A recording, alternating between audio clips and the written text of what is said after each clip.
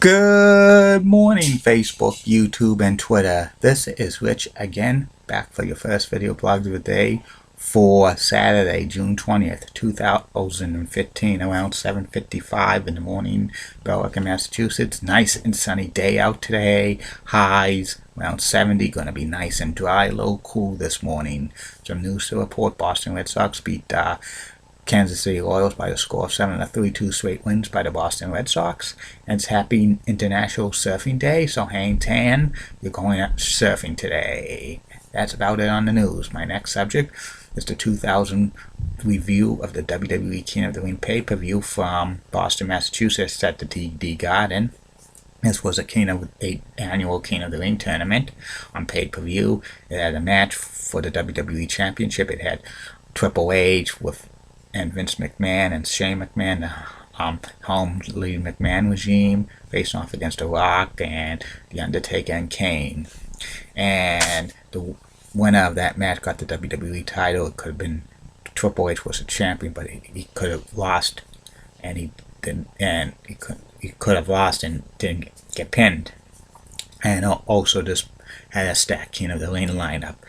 This is what happened at the King of the Ring pay-per-view. Before the pay-per-view on Heat, Sunday Night Heat, Hardcore Holly beat Gangrel, Midian beat Marsh of the Headbangers, S.A. Rios defeated Stevie Richards, and the Acolytes Protection Agency, APA, Farouk and Bradshaw defeated Perry Saturn and D'Lo Brown. Get down with the Brown.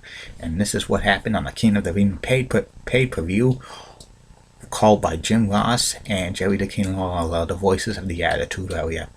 32 WWE superstars participated in the King of the Ring tournament. First time ever 32 superstars wrestled in qualifying matches, which was shown on Raw and SmackDown the weeks prior to the King of the Ring pay-per-views, and 8 superstars made it to the quarterfinals of the pay-per-view.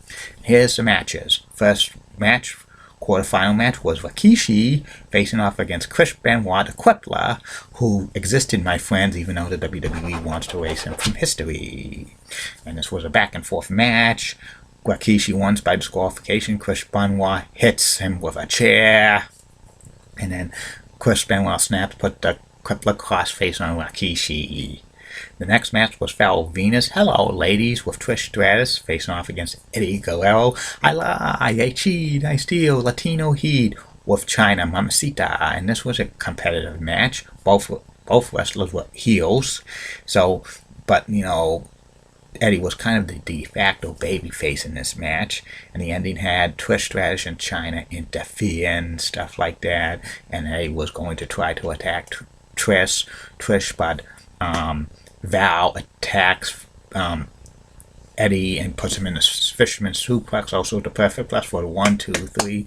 Kind of an upset because I thought Eddie would win this.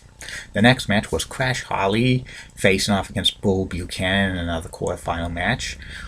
Bull Buchanan was a henchman to the Big Boss Man, and Bull Buchanan dominated the match, but Crash Holly surprises him with a small package for the 1, 2, 3 to advance to the semifinals. And the last match of the first round of the King of the Ring tournament on pay-per-view for 2000 was Kurt Angle with Stephanie McMahon facing off against Chris Jericho, Y2J. This was a highly competitive match. Before the match, Chris Jericho said some stuff about Stephanie's calling her like a $2 bargain basement hole, and Kurt Angel, and this was competitive and stuff, back and forth. Ending of the match had Chris Jericho have Kurt Angle in the walls of Jericho, but the referee was distracted by Stephanie McMahon. Kurt tapped out, but he couldn't.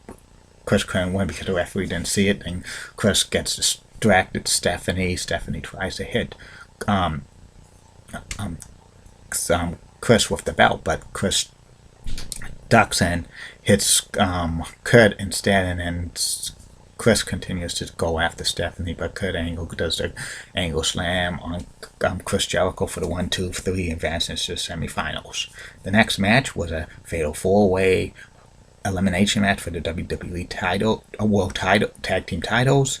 It was Too Cool, Grandmaster Sexay, and Scotty 2 Hotty facing off against Edge and Christian facing off against the Hardy Boys, Matt and Jeff with Lita facing off against TNA, Test and Albert with Trish Stratus, and this was an elimination match. The first elimination was Test and Albert got eliminated when Jeff Hardy did the Senton Bomb on Albert, and then Edge and Christian beat the Hardy Boys, eliminating them when Christian beat Matt, pinning them 1, 2, 3. Then it came down to Too Cool and Edge and Christian, and Scotty Too Hardy did his like worm, WORM, and the fans go wild. But eventually, Edge spears Scotty Too Hardy, beats him for 1, 2, 3 to win back the WWE Tag Team titles.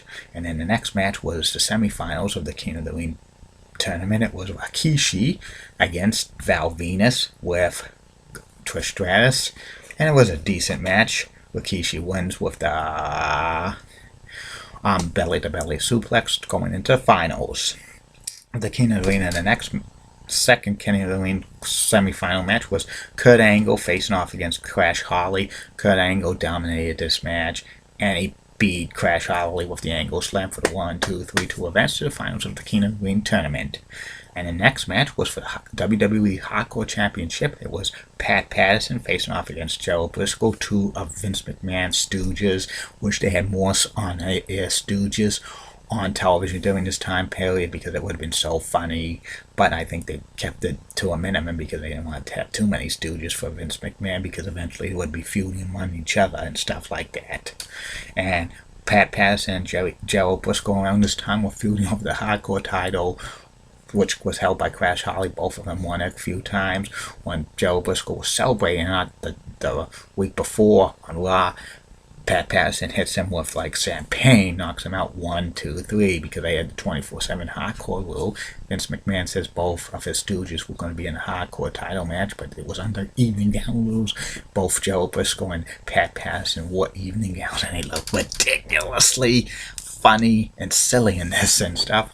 But this match did not go too long. It was a no contest because the WWE Hardcore title was under 24/7 rules. And then Crash Holly comes down, knocks out Pat Patterson 1, 2, 3.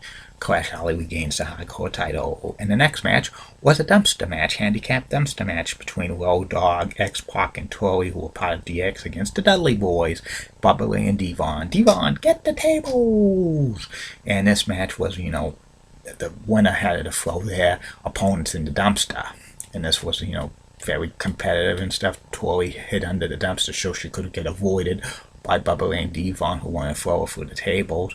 Eventually, she helped X-Pac and Road Dogg throw Bubba Ray and Devon into the dumpsters and stuff, and DX won, but Bubba Ray snuck out of the dumpster, and then Devon snuck out of the dumpster, and then they attacked X-Pac by giving him a 3D and Road Dogg a 3D, and then they grabbed Tori and threw her through a table, and the fans were going wild and stuff like this. I heard the original plans of this match were going to be like the Dudley Boys beating X-Pac and Road Dogg, and Tori throwing through the dumpster, and it was going to cause dissension among X-Pac and the Road Dogg, which I heard something that would have led to a SummerSlam match with the winner to get Tori, but I heard it was scrapped because Tori suffered a shoulder injury at like a house show a couple of nights before that needed surgery, so the Dudleys throwing her through a table wrote her off the storyline. And I really didn't like DX with the McMahons at this time because they didn't fit too good. And then the next match was for the finals of the 2000 King of the Ring. It was Kurt Angle facing off against Rikishi. This was a back and forth match. Angle wins the match by giving the belly-to-belly suplex to Rikishi. 1, 2, 3. Wins the King of the Ring, and this was elevating Kurt Angle to become a top WWE superstar. He deserved to win the King of the Ring that year. And the last match was for the WWE title in a 6-man tag team match. It was Triple H, who was the top champion, and he teamed with Vince McMahon and Shane McMahon. The Helmsley's McMahon regime facing off against The Rock, Kane, and The Undertaker. And the winner of this match wins the WWE Championship. Triple H was champion, and he could have lost the title without getting pinned and stuff like that. It was made by Linda McMahon because she said she was so tired of the McMahon-Helmsley regime running the WWE and stuff, and she forced this match into it. There was rumors it were going to be special guest referee, but I heard it was scrapped because they would have had somebody who was biased to the McMahons and stuff like that, and they would try to pay that referee off and stuff, but it wouldn't hold avail. But I think it was scrapped because they couldn't have an idea who what the referee's going to be. I heard a rumor it was going to be Jim Ross and stuff, but it was scrapped because who would have done the play-by-play? Probably Michael Cole. And anyway, this was a back and forth match, stalling with all 6 wrestlers fighting and stuff. Eventually, Triple H tried to retain his title when The Rock and the Undertaker were trying to pin Shane and Vince, but breaking up. Eventually, Kane gave a chokeslam to Shane McMahon, and the Undertaker gave a chokeslam to Triple H, and then The Rock gives the rock bottom to Vince McMahon, drops the people's elbow. 1, 2, 3. The Rock becomes WWE champion again. Triple H loses his title. He wasn't pinned and stuff like that. The crowd goes wild. This King of the Ring was very, very stacked, and I give it an 8 out of 10 because all the wrestlers who were in the King of the Ring tournament were like real over with the fans in the WWE at the time. Plus they had the Fatal 4-Way elimination match was pretty good. The tag team dumpster match was great. The hardcore title and evening gown move was just comic relief and stuff like that, and it was pretty good. The WWE was getting to be red hot around this time, getting the Attitude Era was in its full peak and stuff like that, so I give it an 8 out of 10. Tomorrow I'm going to be reviewing 2001 WWE King of the Ring, which was held in the Continental Airlines Arena in East Rutherford, New Jersey, the Meadowlands. Have a good day, Facebook, YouTube, and Twitter, and bye now.